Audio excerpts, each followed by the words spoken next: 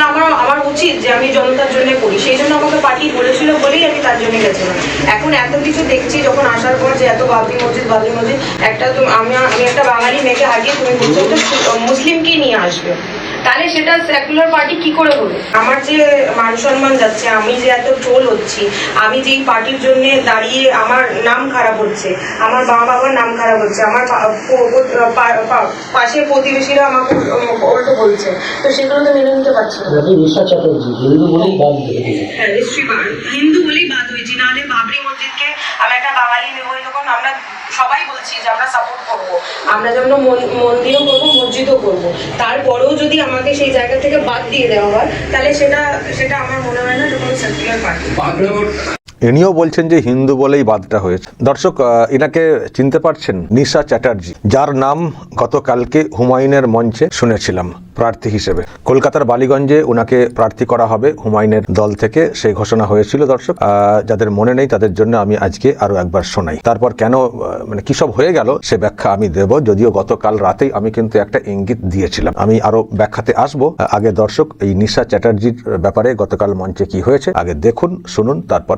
আরেকজন আগামী বিধানসভা নির্বাচনে আমাদের দলীয় পতাকা বা সিম্বল নিয়ে লড়াই করবেন কলকাতা বালিগঞ্জ কেন্দ্রে, যেখানে বাবুল সুপ্রিয় প্রার্থী আছে। নিশা চ্যাটার্জি কলকাতা বালিগঞ্জ থেকে লড়াই করবে আগামী বিধানসভায়। আপনাদের অসংখ্য ধন্যবাদ, আপনার সাথে থাকবেন। আর চাচা আমাকে যে আজ জায়গা দিয়েছে তার জন্য অসংখ্য ধন্যবাদ। তো আপনারা আমার সাথে আছে কি নেই? আপনারা সবসময় আমার সাথে থাকবেন, আমি যাতে ভালো কাজ করতে পারি আর দাদার নেতৃত্বে যাতে আমি চলতে পারি, তার জন্য আপনারা আমার সাথে থাকবেন। আর অসংখ্য ধন্যবাদ সবাইকে। এই ঘোষণা হয়েছিল, কিন্তু তারপরেই একেবারে তোলপাড় একটা তৈরি হয় নতুন দলের অন্দরেই, যে কে এনাকে নিয়ে এলেন। নিশা চ্যাটার্জি কিসের ভিত্তিতে প্রার্থী হয়ে গেলেন, নাম ঘোষণা হয়ে গেল কিসের ভিত্তিতে, কে ইনি? এবং তারপরে ইনার সব ভিডিও মানে সোশ্যাল মিডিয়াতে সেসব ভিডিও সামনে আসতে শুরু করে। উনি রিল টিল বানান, তো সেই সব ভিডিও সামনে আসতে শুরু করে, এইসব নানান সব ছবি আসতে শুরু করে ওনার। অনেকের সঙ্গে ছবি আসা শুরু হয়ে যায়। অনেকে বলতে শুরু করেন যে বাবরি মসজিদ ইস্যুকে সামনে রেখে একটা দল নিয়ে এগোতে চাইছেন হুমায়ুন কবির, আর সেই দলের প্রার্থীর যা হাল দেখছি বলে অনেকে মানে কমেন্ট করতে কটাক্ষ করতে শুরু করেন। তো তারপরে আরো সব শুরু হয়ে যায় যে কার হাত ধরে উনি এসছেন। হুমায়ুন কবিরকেও প্রশ্নের মুখে পড়তে হয় যে আপনি কিসের ভিত্তিতে ওনাকে চুজ করলেন প্রার্থী হিসেবে, এবং কলকাতার মতো একটা জায়গা বালিগঞ্জ, সেখানে মানে ওই রকম একটা জায়গা যেখানে অনেক মুসলিম ভোট আছে, তো সেখানে এই নিশা চ্যাটার্জিকে এবং এই হচ্ছে তার প্রোফাইল, ইনাকে কিসের ভিত্তিতে আপনি প্রার্থী করে দিলেন, ঘোষণা করে দিলেন, এই নিয়ে খুব চর্চা শুরু হয়ে যায়। তো যেটা খবর দর্শক, আমি গতকালই খবরটা করেছিলাম যে দলের অন্দরে বিরাট এটা নিয়ে চর্চা হচ্ছে, মানে বাদ দিয়ে দেওয়া হবে এমনই নাকি সিদ্ধান্ত নিচ্ছেন হুমায়ুন কবির। তো আজকে সামনে চলে এসছে যে নিশা চ্যাটার্জিকে ওখানে প্রার্থী করা হচ্ছে না, ওটা ভুল সিদ্ধান্ত হয়েছে, ব্লান্ডার হয়েছে, এটা আজকে হুমায়ুন কবির মিডিয়াতে বলেওছে। তো যখন এটা সামনে চলে এসছে তখন ইনি আবার প্রেসমিট করে বলছেন আমি হিন্দু বলে বাদ দিয়ে দেওয়া হয়। তো আপনি হিন্দু বলে আপনি গেছেন কেন ওই পার্টিতে, সেটা তো আমি ভাবছি। আপনি যখন হিন্দু মুসলিম বিষয়টা ভাবছেন, আপনি জানতেন না যে ওই পার্টিটা কিসের পার্টি, কাদের পার্টি? তো সেখানে আপনি আবার আপনাকে বাদ দেওয়া হয়েছে বলে আপনি এখানে হিন্দু মুসলিম সেন্টিমেন্ট তৈরি করছেন। আপনি গেলেন কি করে? এত চর্চা হচ্ছে এতদিন ধরে, যারা সবকিছু মেনে নিয়ে গেছেন তারা গেছেন, আরেকজন হয়েছেন প্রার্থী মনীষা পান্ডে বলে, ঠিক আছে। আপনি বাদ দেওয়া হয়েছে অন্য একটা কারণে, কিন্তু এখানে বাদটা কিন্তু হিন্দু হিসেবে বাদ না, কিন্তু যেটা আমি জানি উনি এই সেন্টিমেন্ট খেলার চেষ্টা করছেন, কিন্তু ওনাকে বাদ দেওয়া হয়েছে যেটা আমি গতকালকে ইঙ্গিত দিয়েছিলাম সেই জায়গা থেকে, যে অ্যাকচুয়ালি ওনাকে পুশ করা হয়েছে টিএমসির তরফ থেকে, এবং আইপ্যাকের খেল আছে এখানে।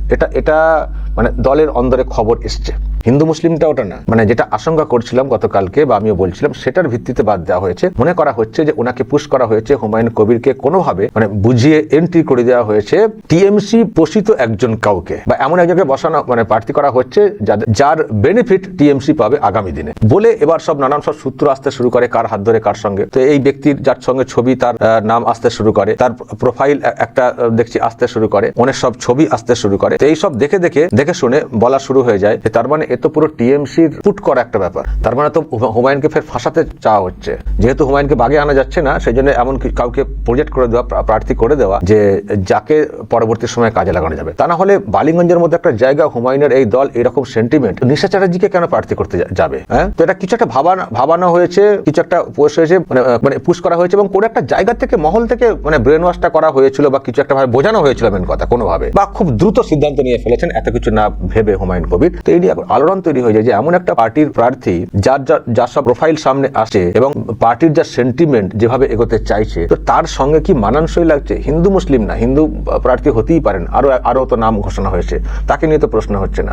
প্রশ্ন হচ্ছে পার্টির সেন্টিমেন্ট ভাবনা নিয়ে যে এগোনো, সেখানে প্রার্থী এবং বালিগঞ্জের মতো একটা জায়গাতে প্রার্থী করা, এটাকে ঠিকঠাক কোত্থেকে এলেন এই প্রার্থী, কে পুশ করেছেন? এইসব করতে করতে ওইটা মানে এই ভাবনা এসছে যে টিএমসি কোথাও খেলছে। মানে ওই যখন ওই মানে শিলান্যাসের প্রোগ্রামটা হয়েছিল, ওই সৌদি আরবের কারি বলে এখানকার কারিকে পুট করে দেওয়া হয়েছিল, সেটাও হুমায়ুন কবির বলেছিলেন যে আমি যার উপরে ভরসা করেছিলাম তিনি ফাঁসিয়ে দিয়েছেন। এটাও কোথাও একটা খেলা হয়ে গেছে ভিতরে। তো এটা উনি যেহেতু ধরে ফেলেছেন শুরুতে, বা দলের অন্দরেই চর্চা হয়েছে, ফলে সিদ্ধান্তটা খুব দ্রুত নিয়ে ফেলেছেন, মানে পরিবর্তন করেছেন যে না, যার নাম ঘোষণা করেছি তাকে বাদ দেব। তো বাদ যখন দেওয়া হয়েছে, উনি এখন হিন্দু মুসলিম সেন্টিমেন্ট খেলছেন। আমি আবারও বলছি, আপনি হিন্দু মুসলিম সেন্টিমেন্ট খেলছেন, আপনি বাবরি মসজিদের বেশ করে যে দলটা এগোচ্ছে সেখানে চলে গেলেন। এখন যেহেতু বাদের কারণ বলা হচ্ছে টিএমসি বা এই সব ব্যাপার, কিন্তু আপনি এটাকে হিন্দু মুসলিম সেন্টিমেন্টে নিয়ে চলে এলেন। তো কোথায় গিয়েছিলেন? গিয়ে তো চাচা দাদা সব গুলিয়ে ঘেটে ঘ করে দিলেন। একবার চাচা দাদা কি সব বলছিলেন, হ্যাঁ, সুযোগ পেয়েছেন হিন্দু মুসলিম সেন্টিমেন্ট খেলে দিচ্ছেন, তাই তো? ঠিক আছে, যাই হোক, যেটা খবর, হুমায়ুন কবির এখন বলে দিয়েছেন যে ওনাকে আমরা প্রার্থী করব না, ওখানে মুসলিম কাউকে প্রার্থী করব, এটাও উনি বলেছেন। আবার বলছি, অনেকেই অবাক হয়েছিলেন যে হুমায়ুন কবির যে ভাবনা থেকে এগোতে চাইছেন, সেখানে বালিগঞ্জে নিশা চ্যাটার্জির মতো কাউকে কেন প্রার্থী করতে গেলেন? এক তো উনার প্রোফাইল নিয়ে একটা চর্চা হচ্ছে, তার সঙ্গেও নামটা নিয়েও বলা হয়েছিল নিশা চ্যাটার্জিকে কেন।